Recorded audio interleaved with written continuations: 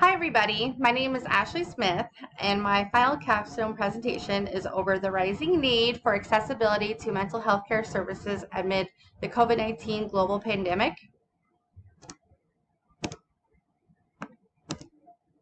Quote, mental health refers to one's emotional, psychological, and social well-being. Many factors affect mental health, including biological factors, life experiences, and family history of mental illness. End quote. I want to share some important statistics and facts with you about mental health before we move on. 1 in 5 individuals have a mental health illness. 7 in 10 Americans express worry over their health because of COVID-19. It is estimated that 114 million people lost their jobs and $3.7 trillion in lost labor income.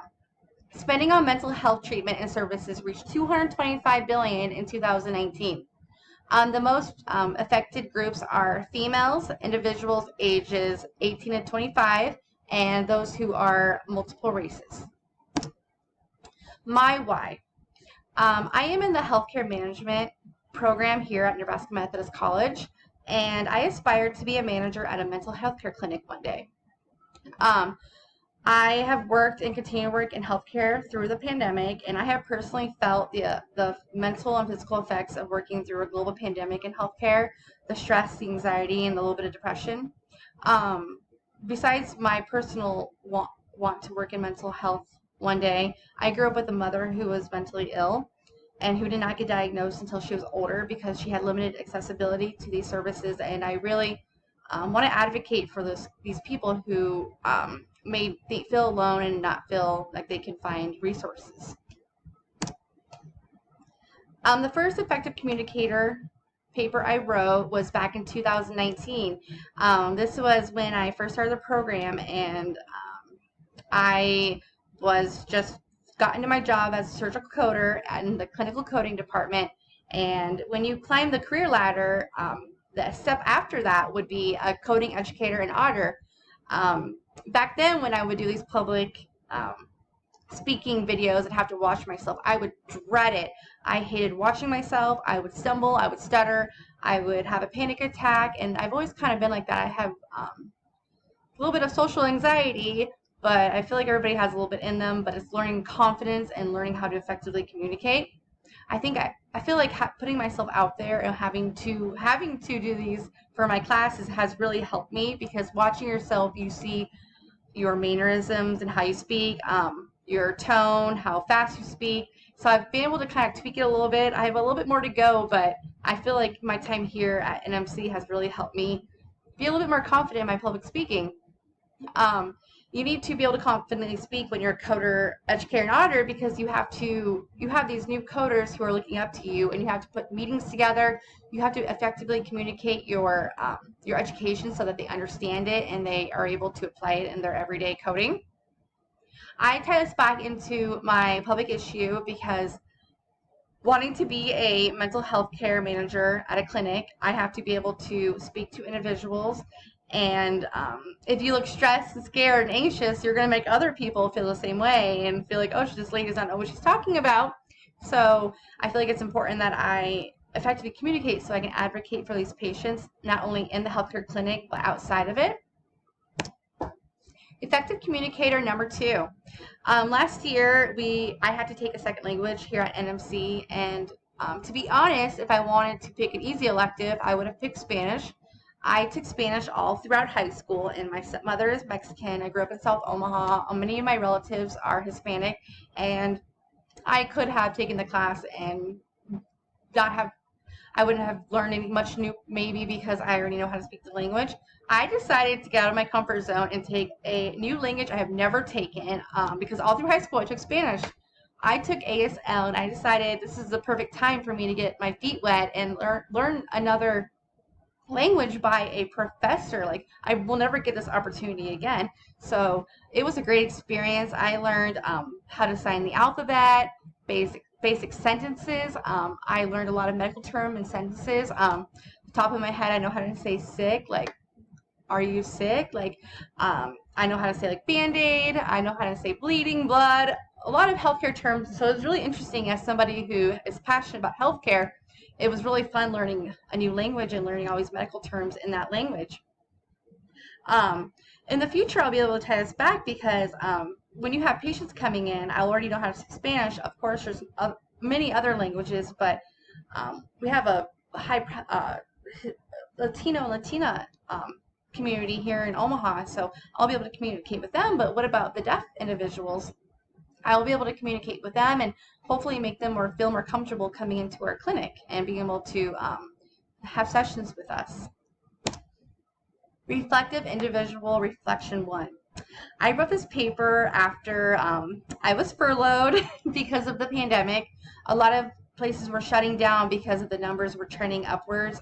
That same day, I remember going to my daughter's preschool daycare, and there was a big sign like, after today, we're closed indefinitely until who knows. I was terrified because I lost, from that day, I had lost half my income, but I still needed a daycare for the 20 hours a week I was working. And I was a sophomore at NMC, so juggling all of that was really tough. I did have a moment of pondering, should I take a semester off? Is school not right for me anymore? Will I be able to handle the stress of a pandemic while working in healthcare, while being a mom, a wife, having a house, animals? But I was able to push through it thanks to my family, my husband, my mom and dad for pushing me.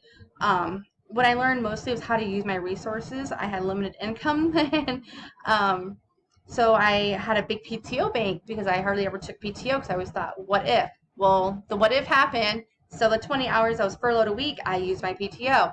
I was able to utilize garage sales and all that to make sure I still made my bills and I was able to provide for my family. What I have learned is not only to use my resources, but persevere when the unknown and unplanned happens and be able to get through anything that comes my way.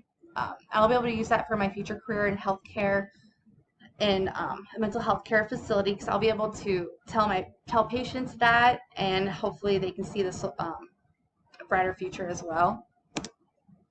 Reflective Individual Reflection number 2. This paper, we were supposed to reflect on a time that we were able to overcome something that was tough. And I wrote it over when I was, my daughter was 8 months old and I was 24 and I'm 31 now. So this was 7 years ago. And I decided I'm going to go back to school. I feel like there's more for me than being a waitress. And I applied at Metropolitan Community College. My whole family, they doubted me. They said, there's no way you can work full time, be a mother, a wife, and a career, and go to college full time. It's ridiculous.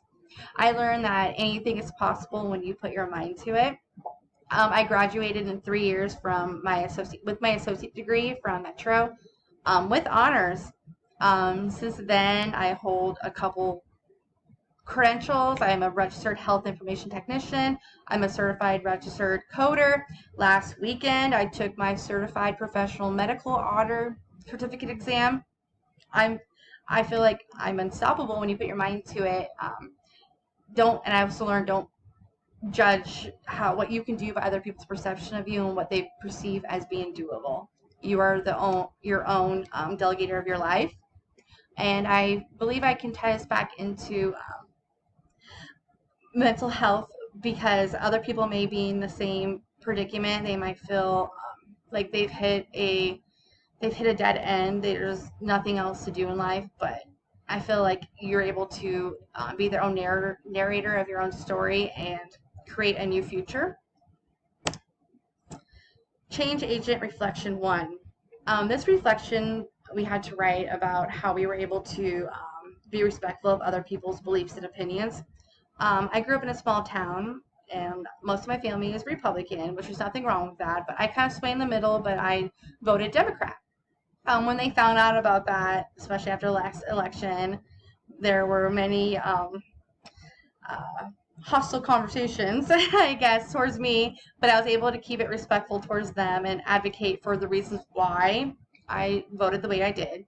I remember one particular conversation was about the immigrant children, and somebody said something offhand, and I educated them on what was actually going on in the detention centers and how these children did not deserve it, no matter how they became here, and how being an American isn't a privilege. It is a privilege, but we did not earn it in a certain way. You know, we were born here. We it's not fair that just because we were born here, we deserve everything we have as well. So I had that conversation with my family, and after that, they all agreed with me, and we ate our dessert and went on with it. But I believe that I will, although I'm the only Democrat, I guess, in my family, I will always advocate for what I believe and keep it respectful.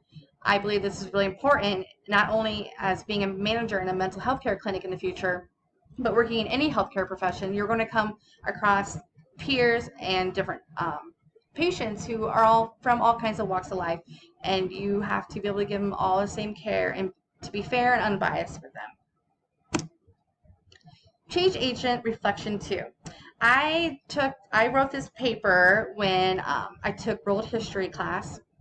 We had to do a research over one topic that we learned, and I decided to do mine over Margaret Sanger. She stuck out to me maybe because she was a nurse, and we are in a healthcare college. Margaret Sanger was a birth control activist, sex educator, and a writer. And she was a founder of Planned Parenthood. I wrote this paper before the Roe versus Wade overturn, and it made it more special to me now because knowing it's crazy how this was taught in a world history class, and how now in 2022 I feel like we're going back in time. So it's really important to understand history because you want to, like they say, history repeats itself. Um, I would never have considered myself a feminist before, but after current events, I do, and I have been educating myself more because as a woman and a woman who has a daughter, it's important for me to advocate for us because, as I've mentioned before, I grew up in a small town, and we are Catholic. I had different perceptions of even the topic of abortion. And now, as an educated citizen, how I've learned to be at Nebraska Methodist College, I use my critical thinking skills and my methods of research to do my own research. And I was able to understand what I believe and how what I used to believe was wrong. And I will continue to advocate for women's rights on now in the future. In conclusion, throughout my 3 years at Nebraska Methodist College, I feel confident that I have been molded into an educated citizen through reflecting on experiences where I have been an effective communicator, reflective individual, and change agent. I will keep my educated citizen goals in mind in my daily life and future profession as a mental health care manager. Thank you.